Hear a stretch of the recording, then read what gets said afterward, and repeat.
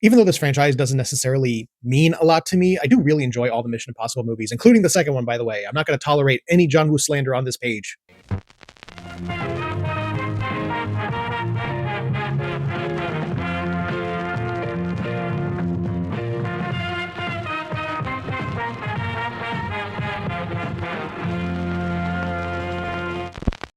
So it's interesting to see that this movie has gotten a bit of a mixed response from people who I would consider to be like real diehards of the franchise, which I think speaks to the kind of strange nature of this series as a whole, because everyone kind of approaches these movies differently. Everyone has a very different ranking of their favorites compared to like everyone else, and everyone just kind of gets something different out of these movies compared to, say, like a Jurassic World movie or a Marvel movie, where the appeal is pretty much the same for each person. But just speaking for myself, I really enjoyed this movie. I had a great time. And if really is the end of this franchise, then I'm sad to see it go. But I couldn't imagine a higher note for this series to end on. It's just interesting kind of going into this movie, knowing a little bit of what the response has been, and just kind of being shocked because there are two major set pieces in this movie, and both of them are just unquestionably outstanding. First, you have this submarine sequence, which is less of an action set piece and more of a suspense sequence. And it's not only incredibly tense, but it is genuinely kind of terrifying. If Christopher McQuarrie ever wanted to make like a horror movie, I think he would knock it out of the park, because I was just incredibly stressed for that whole chunk of the movie. And the payoff is really great. And then you got the plane sequence at the end. Well, actually, it's not just the plane sequence, but it's the action sequence that also intercuts with the plane sequence that takes place elsewhere.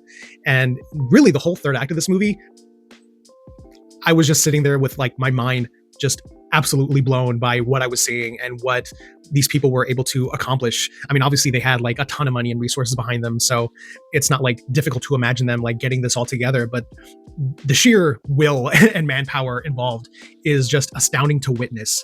Like watching Tom Cruise just kind of dangling ragdoll style off this plane in the middle of the air, it just, my hands were, getting sweaty. My knees were weak. Arms were heavy. There was vomit on my sweater already. Mom spaghetti. Like I really was on the edge of my seat for that entire third act, just watching it unfold, wanting to see how Ethan Hunt would win out at the end. And the way it all resolves, the way it all comes together is just so satisfying. And I think it really speaks to the nature of like ending your movie, no matter how kind of like messy or choppy it may have been for a bunch of it, because there are definitely moments in the film, especially in like the first half, that can be a bit all over the place. But as long as you end your movie on like a really good note, then like you're solid, you're good. Like the audience, you've won them over. And, I was just certainly won over by the end of it. And, I left the movie with this like kind of like high, like, wow, that was, this is that Martin Scorsese meme, cinema. I also think it's interesting that in a franchise that hasn't really had a history of, having a lot of things to say, I think it's interesting that Christopher McQuarrie and Cruise have kind of come into these last two movies, Dead Reckoning and Final Reckoning, taking a very hard stance against the world's kind of reckless pursuit of AI, which is, of course, a very hot topic issue, not just in like, politics and, technology, but in the film industry as well, which I imagine means a lot to someone like Tom Cruise and Christopher McQuarrie and their ilk.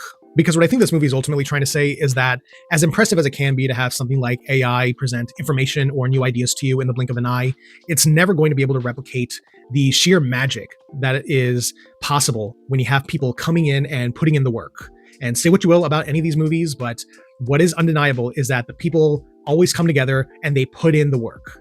And I think the results speak for themselves.